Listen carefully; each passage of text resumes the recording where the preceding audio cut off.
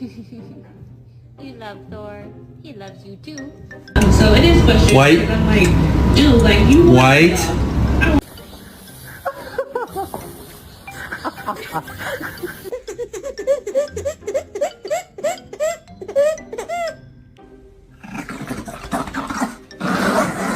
Important he was to me. So if I had to suffer, if I had to be sad for the Excuse me!